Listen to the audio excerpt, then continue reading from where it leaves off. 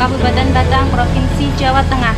Saya peserta Diklat P2K2 atau FDS Pendamping PKH Balai Besar Pendidikan dan Pelatihan Kesejahteraan Sosial Kementerian Sosial Republik Indonesia tahun 2020 akan membuat video tentang sesi 1 pentingnya gizi dan layanan kesehatan ibu hamil langkah 5 pemeriksaan kesehatan setelah melahirkan. Ibu-ibu, tadi di langkah 4 kita sudah belajar tentang pemeriksaan ibu hamil.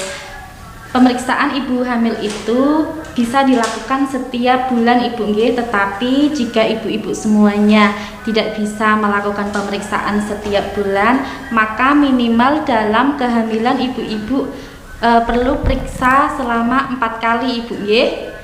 Langkah yang kelima ini kita akan belajar tentang pemeriksaan kesehatan setelah melahirkan ibu-ibu nggih. Tadi kita sudah membagi menjadi 3 kelompok ibu. Kelompok yang cerdas, ibu-ibu bisa mengemukakan hasil obrolan atau diskusinya, bahwa kelompok cerdas itu tadi menyampaikan tentang apa saja sih yang harus dimakan oleh ibu hamil dan apa saja yang harus di dalam piring itu ibu hamil harus memakan apa saja. Apa saja ibu? Ibu Wilhidayati. Iya, harus mengandung karbohidrat, betul sekali. Terus mengandung apa lagi ibu? Oh iya, protein hewani dan protein nabati. Terus mengandung sayur-sayuran, mengandung buah-buahan. Ini ada nyanyiannya ibu, bahwa ibu hamil perlu memakan makanan yang mengandung 4 sehat 5 sempurna. Ibu-ibu kita bisa nyanyi bersama-sama nggih. 4 sehat 5 jari sempurna. Wahai kawan, apa itu artinya? Itu penting bagi kita semua. Nasi, lauk, sayur, buah, dan susu. Ibu-ibu hamil ketika perlu memakan asupan yang sangat bergizi. Ketika ibu sudah memakan sayur-sayuran, buah-buahan, karbohidrat sudah memenuhi, ketika mau ditambah susu juga tidak apa-apa. Tetapi kalau sudah bisa memenuhi, tidak meminum susu tidak apa-apa ibu nggih. Untuk selanjutnya ibu, kita akan melihat film tentang pemeriksaan kesehatan setelah melahirkan ibu.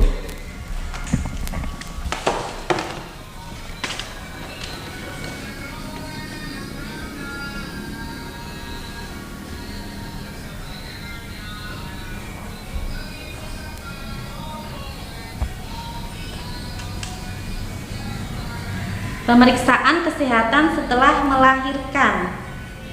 Bisa terlihat Ibu Nuryati ini?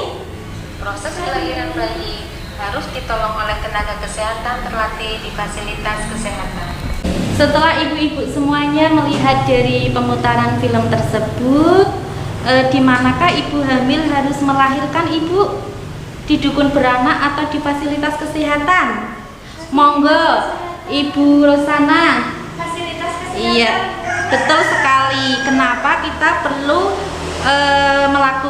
melahirkan di fasilitas kesehatan? Apabila nantinya terjadi sesuatu hal yang tidak diinginkan, kita sudah bisa berjaga-jaga di fasilitas kesehatan tersebut ibu nggih. Misalkan ibu keadaannya kejang atau tidak bisa mengedan, sehingga nanti bisa melakukan tindakan secara sesar seperti itu. Terus apakah setelah ibu-ibu itu melahirkan, ibu harus periksa kesehatan ibu? Oh iya betul, ibu-ibu sangat penting sekali melakukan pemeriksaan setelah melahirkan ibu nggih. Berapa kali ibu dalam memeriksakan kesehatan setelah melahirkan? 1. Oh belum betul. Berapa kali ibu? Iya betul sekali. Kita perlu melakukan pemeriksaan kesehatan selama 3 kali. Kita akan melihat flip chart ini ibu nggih. Pemeriksaan kesehatan setelah melahirkan melahirkan, kita perlu memeriksakan selama minimal 3 kali ibu. 3 kali itu kapan saja? Yang pertama, setelah kita melahirkan selama 6 jam sampai 3 hari. Itu pemeriksaan yang pertama. Pemeriksaan yang kedua, hari keempat setelah melahirkan sampai hari ke-28 hari. Pada masa itu ibu bisa melakukan kunjungan ke fasilitas kesehatan. Terus yang ketiga, hari ke-29 sampai ke-42 hari setelah melahirkan. Minimal ibu-ibu perlu melakukan kunjungan fasilitas kesehatan setelah melahirkan. Ibu-ibu semuanya, mari kita membuka buku pintar ibu nggih tentang kenapa sih ibu perlu pergi ke fasilitas kesehatan ketika ibu-ibu harus melahirkan. Mari kita buka buku pintar halaman 16. Bisa dibacakan satu-satu ibu nggih, kenapa penyebabnya bahwa kita harus melahirkan di fasilitas kesehatan. Ayo disebutkan Ibu Sri Rezeki. Oh iya betul, apabila ibu tidak kuat mengejan, terus air ketuban keruh dan berbau, terus ibu mengalami kejang seperti itu.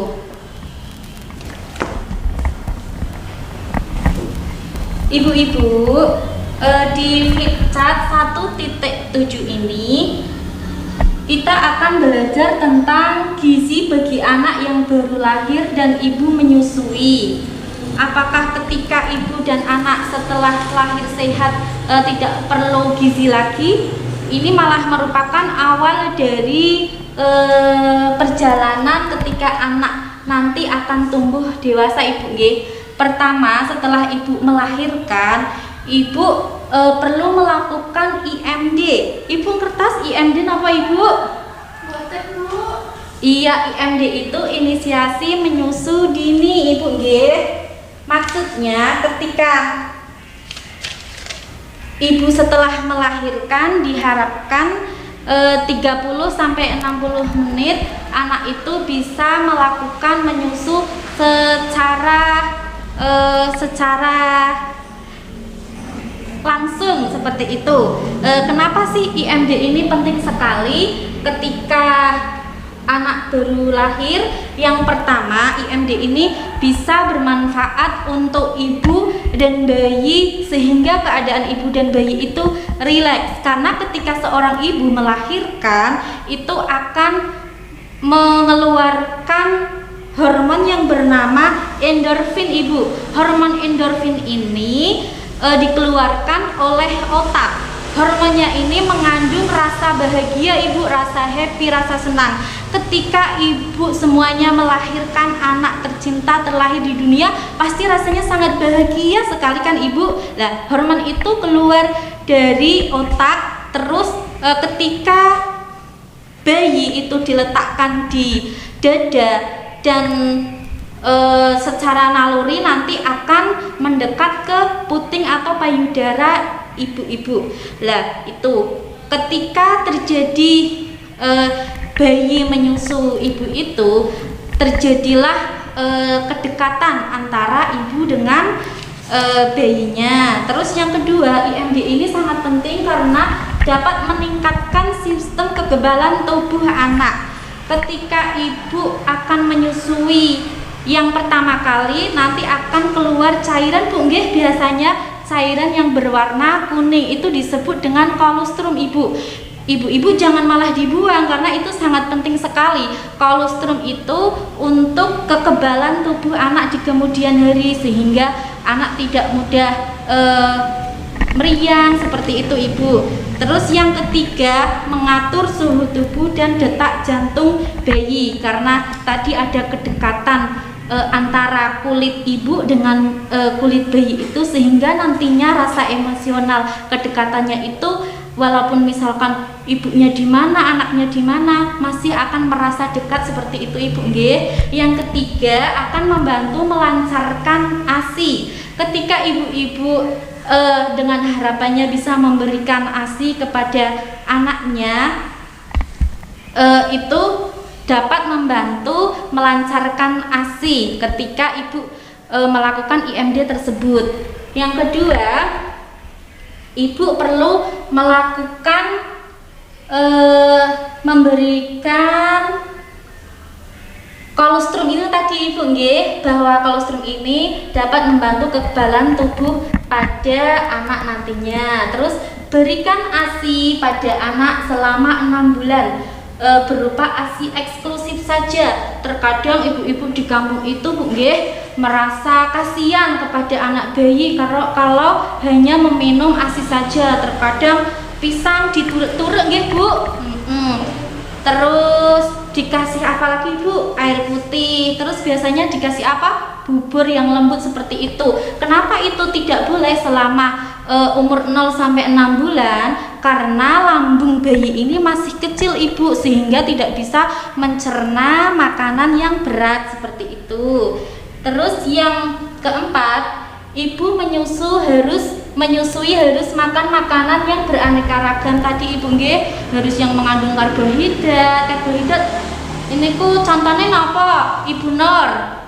Iya, beras, betul. Terus jagung, terus gandum. Terus kalau yang protein hewani apa Ibu? Ikan segar, ya betul. Daging ayam, daging sapi. Terus kalau sayur-sayuran ini Ibu perlu mengkonsumsi yang mengandung vitamin dan mineral. Contohnya sayur-sayuran wortel, bayam seperti itu Ibu. Terus kalau buah-buahannya pun harus yang mengandung vitamin dan mineral. Contohnya pepaya, semangka itu Ibu nggih. Yang kelima, Ibu harus mengkonsumsi air minum menyusui itu sebanyak 12 sampai 14 gelas sehari Ibu. Kalau orang normal biasa itu agar meminum itu 8 gelas, tetapi ketika Ibu hamil itu antara 8 sampai 12, dan ketika menyusui 12 sampai 14 seperti itu Ibu. Dengan harapan apa ibu-ibu semua ini melakukan kunjungan ke fasilitas kesehatan setelah melahirkan? Tidak hanya setelah melahirkan ibu sehat, bayinya sehat cukup seperti itu, tidak Bu nggih, karena untuk mengetahui tumbuh kembang anak terus kesehatan ibu juga pada nantinya seperti itu.